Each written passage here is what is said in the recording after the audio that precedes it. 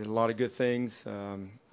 Anytime you have a 7-game series, it's all you can ask for, you know. But congratulations to them. Wish them luck next round. Todd Davis, Washington Times. Scott, when you look at the end of the third and the start of the fourth, and then what Olynyk was able to do after you guys kind of rallied back, what are your thoughts there, and how do you explain what occurred? Well, that was an important part of the game. I think we gave up a couple of threes. We didn't do a very good job of getting back into our rotations. But he stepped up and had a great game. He had a great game. He made a lot of shots tonight. You got to give him credit. He stepped up big for them tonight. And that late in the third and early in the fourth, you know, put us behind. A lot of tough shots, a lot of threes. But I'll tell you what, our guys battled. You know, we were down 13 or so. We cut it to 6. But that's what we've done all year. We never give in. We just keep fighting and keep plugging away and keep charging and putting ourselves in a position.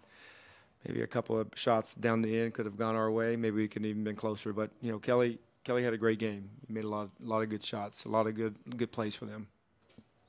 Scott, Bill Doyle, Worcester Telegram. Obviously, Kelly had a good game, but you guys held Isaiah in check for a while, and then he got going late in the third. Can you just talk about the way he kind of took over for a while? Yeah, we lost a little bit of connection on him.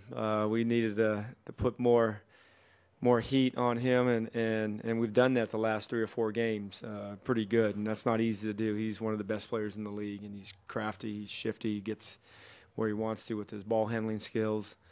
But yeah, he got loose, but he made some tough shots. But he's done that all year. That's who he is, and he makes big shots. That guy's he's a big-time winner. Now that the series is over, is there any one thing that you would point to as to why you didn't come out with a win, and if you can even fast forward to what's coming for you guys at this point? What are you looking at, and what do you think you need to do to kind of get over this second-round hump? Well, I mean, it's probably a little too much to answer right now, but I will say this: we're all disappointed. We felt that, you know, we made strides this year to get to the next step, and we have. You know, we accomplished a lot as a team this season. We've had 9 new players, a new coach, a new coaching staff, and we established an identity how we want to play going forward. And it's pretty good basketball. A lot of good basketball is played this year, but we still have a lot to improve on. And that's the good thing about our team. We have a young enough team that we should be better next year with the good work of summer work that they should come back better players. Brad and John, they should come back. It's almost like having 2 first-round picks going to keep improving for the next 5 years. And I like the future where we're going. Ernie's put together a good team. You know, are we disappointed? Yes, we all are. You know, it's always tough to talk to the group after a tough loss. There's 29 teams will be disappointed, and you know, we made it to the last 5. A couple of things here and there. Maybe we could have won the series, but give them credit. They played well. They had a lot of good games throughout the series, as well as we did. They had one more game more than us. Scott in the back. Around the 8:52 mark of the first quarter, you called for a very quick timeout. It was 8-2. I'm just wondering, what were you sensing at that moment, and what was your message in that huddle? Just don't give in to one play. You know, we had a couple of good looks. The ball didn't go down for us, but we gave up 2 shots in transition.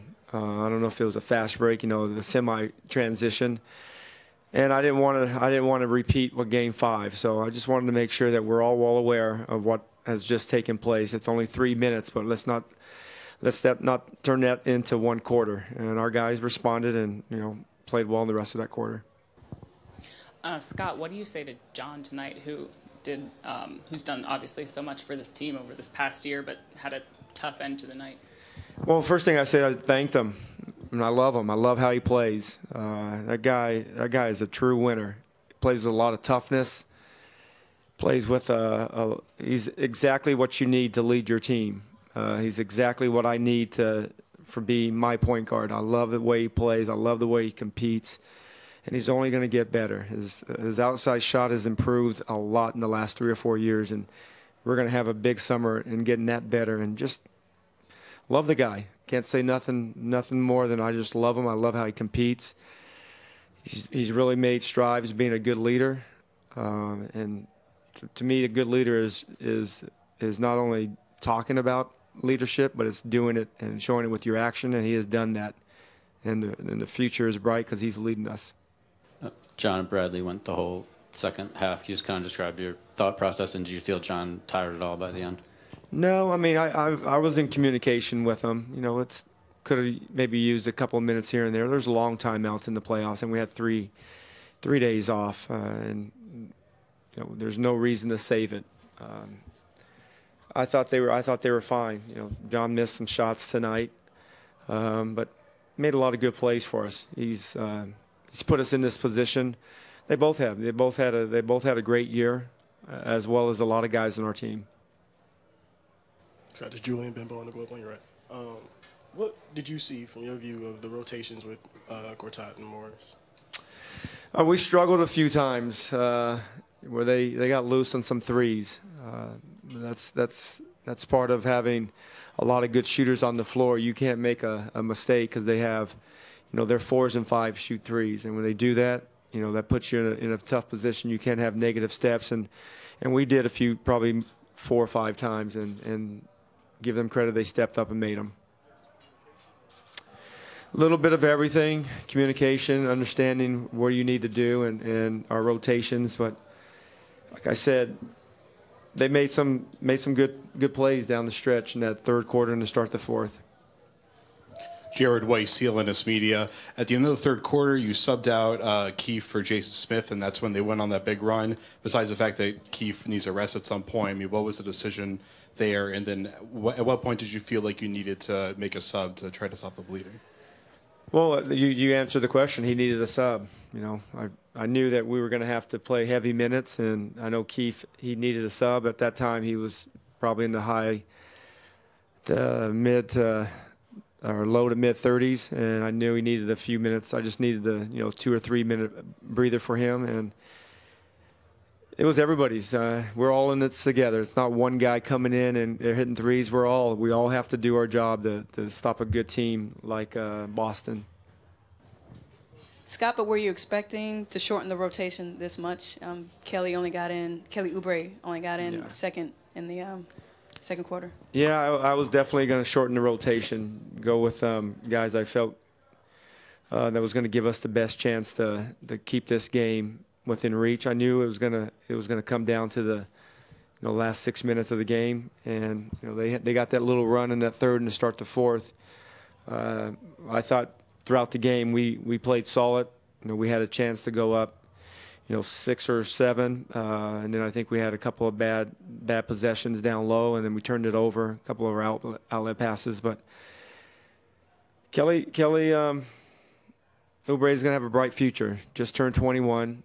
He has a lot of growth that will take place this summer. One thing I love about Kelly, he works, puts a lot of time in the gym, and he's going to come back a better player. Scott, you had talked a lot this series about wanting to get Bradley Beal better looks, and he was able to do that tonight. What was the difference there? Well, he does a good job of setting himself up and getting open. He's a handful like he had tonight. Last 2 games, 37 and 38. And they do a good job of being physical on him. He's really, that's one of the things I really noticed this season. He's not allowing guys to hold him as much as he did early in the season, and that is growth right there. And even going into next season, he keeps moving. When he moves, and his shot is, he has a flawless jumper, and his ability to attack the floor and attack the basket is only going to get better. But I love coaching him. I love him. He just, like I said, he just turned 23. His 5th year, and he has another decade of a lot of good basketball. Hopefully I won't mess him up. Thanks, Coach. All right. You guys have a good night. Enjoyed it.